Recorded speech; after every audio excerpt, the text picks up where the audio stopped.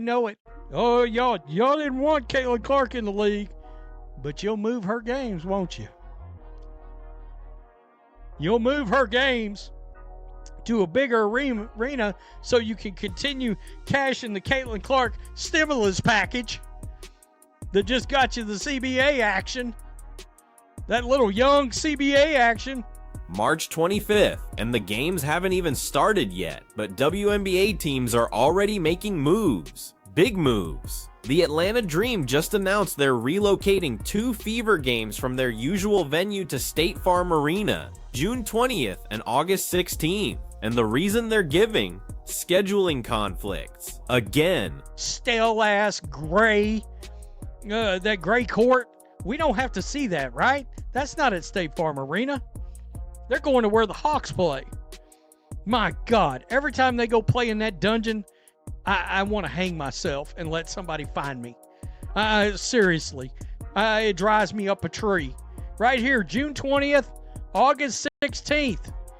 Cha-ching! Let's be clear about what scheduling conflict actually means in this league. It's code. It's the polite corporate phrase teams use when they need a bigger building because they know exactly who's walking through that door. And right now, that person is Caitlin Clark. The Dream aren't moving these games because of some concert booking or arena maintenance. They're moving them because their regular venue can't handle the demand. State Farm Arena seats 19,000. Gateway Center Arena, where the Dream usually play, holds 3,500. That's not an upgrade. That's a complete transformation of their business model for 2 nights. Gave me the heads up. Greg Brady? The Greg Brady? No, not. Here's a story of a man named Brady. Not that Greg Brady. No. The Indiana Fever Toronto Tempo WNBA game for mid-August at Scotiabank Arena is nearly sold out. In August, it is March 25th, folks. The cheapest upper bowl face value is 150 bones. And then Toronto drops this bomb. The expansion Tempo haven't even held their first practice. They don't have a full roster yet, but their August matchup against Indiana at Scotiabank Arena nearly sold out. In March, 18,000 tickets gone in hours. Upper bowl seats, the cheap ones, are going for $150 face value. Lower bowl, 400 to 700 bones per seat for a team that doesn't technically exist yet beyond a logo and a press release. This graph situation. Look at that. In case you're wondering, all that young gray action is gone with the wind, folks. Hate to break it to you. It is out of there. And then this little tidbit got put up. Right here. The Aces versus the Fire. We know the Portland Fire is coming. Look at this. Look at these seat prices. 52 bones. Fever versus Fire. $214. Here's where it gets interesting. Compare those Toronto ticket prices to what the reigning champions are pulling. Las Vegas Aces versus the new Portland Fire expansion team. Aja Wilson, 2-time MVP, defending champions, the dynasty everyone's been talking about. Tickets start at $52. Indiana Fever versus that same Portland team, $214. That's a $165 difference. For the same opponent, same expansion team novelty factor. The only variable that changed is which star player is on the court. Again, tell me, and guys, I had shot an MVP video. That's coming after this one. That MVP video is coming after this one. I pushed it back for this one. Tell me again how Aja Wilson moving the needle? Question mark. Tell me again how that's happening. You got a $150, $165 difference per ticket. This isn't speculation or hot take analysis. This is pure market economics playing out in real time. The WNBA just secured a new television deal worth $2.2 billion over 11 years. That's a massive jump from the previous $50 million annually, and that deal got done because of one factor more than any other: viewership numbers from the 2024 season. Caitlin Clark's debut year brought in ratings the league had never seen. The Fever averaged 1.8 million viewers per game on national broadcasts. League average without Indiana? 400,000. Some of those Fever games cracked 3 million viewers. To put that in perspective, that's better than most regular season NBA games. Oh, but you can believe Atlanta Dream, that franchise hearing it too. Scheduling conflict strikes again. Yeah, just say it. To channel The Empire Strikes Back. I am your father. Caitlin Clark's your daddy. Would that be your mama? And this is where we need to talk about what happens next, because last season we watched this exact pattern play out in real time. Teams moved games to bigger arenas, ticket prices skyrocketed, merchandise sales went through the roof. The Fever became a traveling cash injection for every franchise on the schedule.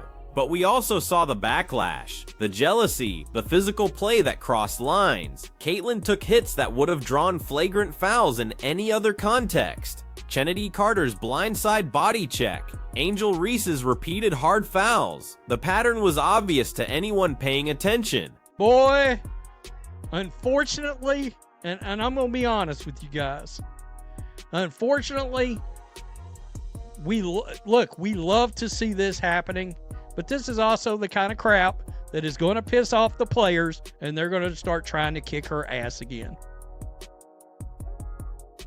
Adam Silver, Kathy Engelbert, you better watch this crap, because as fans start spending that cash and that fire starts coming back and building and selling out and merch and all the feet. Adam Silver and Kathy Engelbert need to understand something fundamental here. This revenue explosion is creating a dangerous dynamic. Every time another team announces they're moving to a bigger arena, every time ticket prices triple for Fever games, every time the media runs another story about the Caitlin Clark effect, there's a segment of players who get angrier, not because they don't want the league to succeed, but because they've been grinding in this league for years, playing in half-empty gyms, taking second jobs in the off-season, fighting for respect, and then someone comes in and changes everything overnight. That breeds resentment. We saw it last year. We're gonna see it again.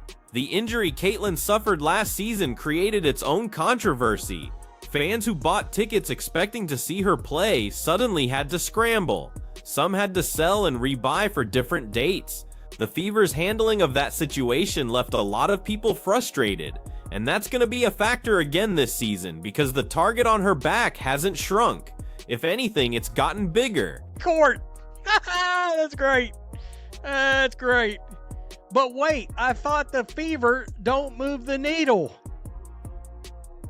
Yeah.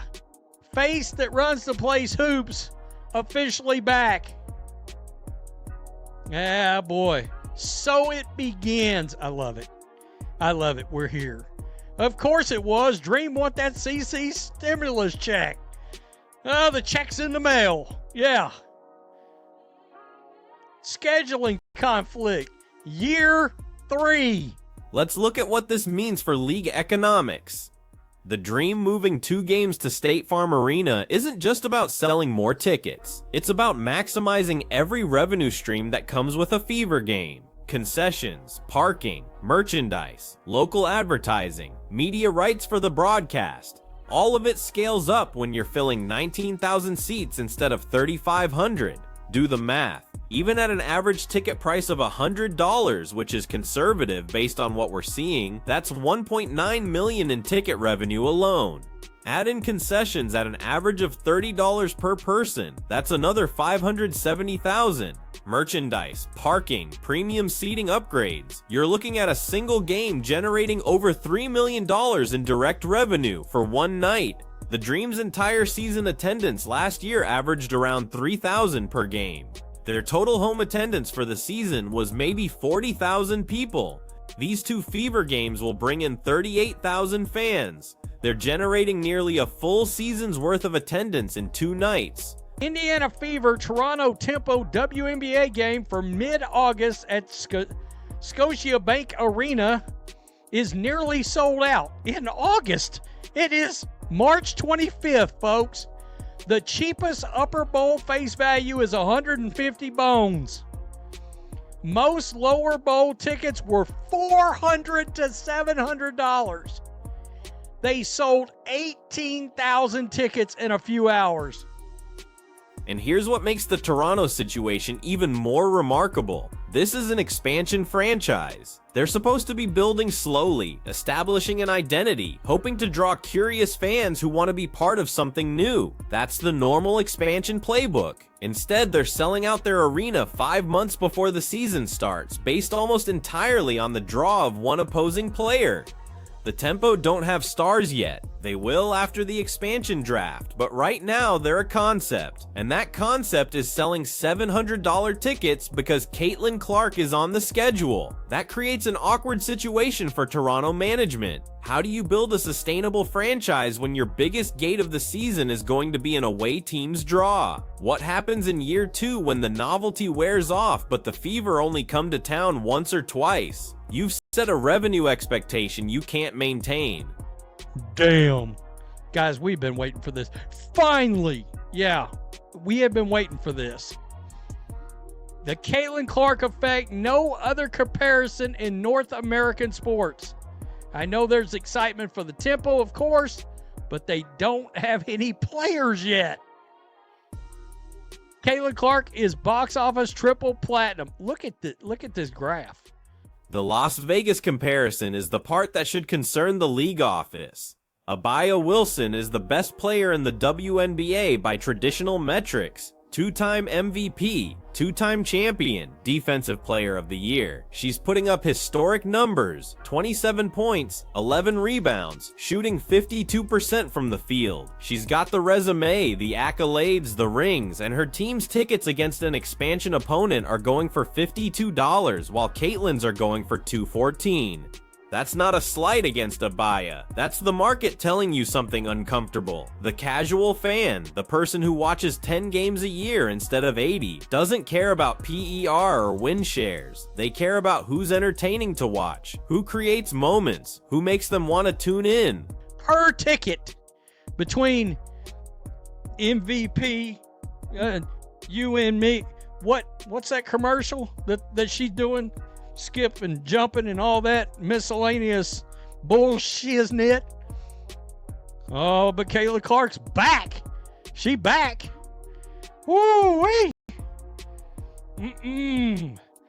This creates a problem for league marketing. You can't build your entire promotional strategy around one player. That's dangerous for sustainability, but you also can't ignore what the market is screaming at you. The WNBA spent 25 years trying to find mainstream traction. They finally have it, and it's concentrated in one player to a degree that makes everyone uncomfortable. The league's new CBA, the one that's going to eliminate players having to fly commercial and playing back-to-backs after international flights, that got funded by the new TV deal. And that TV deal got done because broadcasters saw the Caitlin Clark ratings and decided the WNBA was finally worth real money. Every player in this league is about to benefit financially from infrastructure improvements that happened because of one player's drawing power. That's a hard thing to accept if you're a veteran who's been fighting for these changes for a decade. You want to be happy the league is growing, but it stings that it took someone else to make it happen. And when you're tired, frustrated, playing your 15th game in 23 days and some rookie is getting treated like royalty everywhere she goes, that resentment can manifest in ugly ways. We need to talk about what happened last season, because it's going to happen again. Caitlin took more hard fouls per minute played than any other guard in the league. The stats back this up. She was hit off ball, body checked in transition, undercut on layups. Some of it was normal physical defense. Some of it crossed the line into targeted intimidation. Chennedy Carter's hip check became the defining moment. Blindside hit, no basketball play, sent Caitlin sprawling. The league reviewed it and called it a common foul. No suspension, no fine, nothing. That sent a message to the rest of the league. You can get away with this. Angel Reese's repeated flagrant fouls in their matchups created another pattern. Hard contact on every drive. Refs would call some of it, but never enough to actually deter the behavior. And after games, when asked about the physical play, the response was always some variation of, "That's playoff basketball," or "She needs to toughen up." The injury situation last season exposed another problem. When Caitlin went down with an ankle sprain in August, the Fever's attendance dropped 37% for the games she missed. Fans who had bought tickets months in advance suddenly had no interest in going. The secondary market collapsed. People were trying to sell $200 tickets for $40 just to recoup something, and the Fever's communication about her status was terrible. They'd say she was day-to-day, then she wouldn't play. They'd hint she might return for a home game, then she'd sit. Fans felt jerked around. Some drove hours to see her play, only to find out 90 minutes before tip-off that she wasn't suiting up. That's going to be an even bigger issue this season because the financial stakes are higher. If Toronto sells out at those prices and then Caitlin doesn't play, you're looking at potential lawsuits. At minimum, you're looking at a PR nightmare and a fan base that won't trust you again. Here's what the league needs to do differently this season. First, officiating has to be consistent. If you're calling ticky-tack fouls on one end, you can't let players get mugged on the other end, just because they're drawing a crowd. The refs need clear directives. Protect skilled players the same way the NBA protects theirs. Steph Curry gets superstar calls because the league knows he's a draw. Caitlin needs the same treatment. Second, injury reporting needs to be transparent and immediate. If she's out, say it as soon as you know. Don't string fans along hoping she'll miraculously be ready. The short-term ticket sales aren't worth the long-term trust you're destroying. Third, and this is the hard one, the league needs to address the culture of resentment directly. That means veteran players, stars like Breanna Stewart and Aja Wilson, need to publicly set the tone. They need to say this growth benefits all of us, and we're not tolerating cheap shots just because someone's popular. The players' union needs to be part of this conversation too, because if the on-court targeting gets worse and Caitlin suffers a serious injury, the entire revenue boom collapses. The Atlanta Dream moving those games to State Farm Arena is just the beginning. Watch what happens over the next few weeks. More teams are going to announce venue changes. More games are going to get flexed to better time slots. The Fever schedule is going to be the most scrutinized in league history because every team knows what's at stake, and the players know it too. They see the ticket prices, they see the arena moves. They see their own games drawing 4,000 fans while Fever games draw 15,000. They see the media coverage, the endorsement deals, the social media metrics, all of it pointing in one direction. Some players are going to handle that maturely. They're going to recognize that a rising tide lifts all boats and focus on their own game, but some aren't. Some are going to take it personally. Some are going to decide that if they can't get the attention, they'll at least make sure Caitlin remembers them. That's when things get dangerous. The irony is that Caitlin's style of play should make everyone better. She's averaging 8 assists per game because she's constantly looking to set up teammates. She draws double teams, which creates open shots for everyone else. The Fever's offensive rating jumped 12 points when she's on the court. Her teammates are getting better looks, better stats, better contract leverage because of how defenses have to account for her. But that logic doesn't always overcome emotion, especially when you're a veteran on a minimum contract watching a rookie sign a $28 million Nike deal. Even if you intellectually understand that her marketability is different from your game, it's hard not to feel some type of way about the disparity. The league's job is to manage that tension before it explodes into something that damages the product. Last season was a warning shot. The physical play, the public comments from players dismissing her impact, the dark side controversy where fans got labeled as racist for supporting Caitlin. All of that was the league learning in real time how to handle a superstar who doesn't fit the traditional WNBA narrative. Let's talk about what success looks like this season. Best case scenario, Caitlin stays healthy, the Fever make a deep playoff run, ratings continue to climb, and the rising revenue funds better facilities, higher salaries, and improved travel conditions for everyone. The league capitalizes on the momentum, signs more sponsors, expands to more cities, and in 5 years we're looking at a WNBA that's financially stable and culturally relevant. Worst case, the targeting gets worse, Caitlin suffers a major injury, ratings crater, The TV deal underperforms expectations, and we're back to the same struggle for relevance the league faced for 2 decades. The expansion teams fold after a few years because the revenue projections were based on unsustainable hype, and everyone loses. The middle ground is probably most likely. Caitlyn has a good season, stays mostly healthy with some minor injuries that cost her a few games. Ratings stay strong but don't grow dramatically. The league continues its slow upward trajectory with occasional bumps. That's fine, that's sustainable growth, but it requires active management of the cultural dynamics that threatened to derail things last year. One thing that's not getting enough attention: what happens when Caitlyn eventually declines or retires? She's 23 now, she's got a solid decade of prime basketball ahead of her if she stays healthy, but what's the league's plan for when she's not the draw anymore? Are they developing other marketable stars? Are they building sustainable fan bases in markets beyond just following one player around? The NBA went through this with Michael Jordan. When he retired the first time, ratings dropped 20%. When he retired for good, it took years for the league to recover, even with Kobe and Shaq and Duncan in their primes.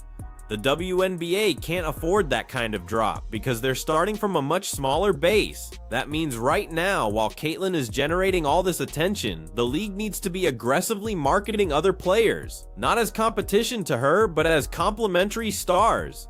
Get Paige Buckers ready for her arrival next season. Build up Aja Wilson's profile even if her tickets don't sell like Caitlyn's. Invest in storylines around players like Brianna Stewart and Sabrina Ionescu who have crossover appeal. The Toronto situation is particularly interesting because it's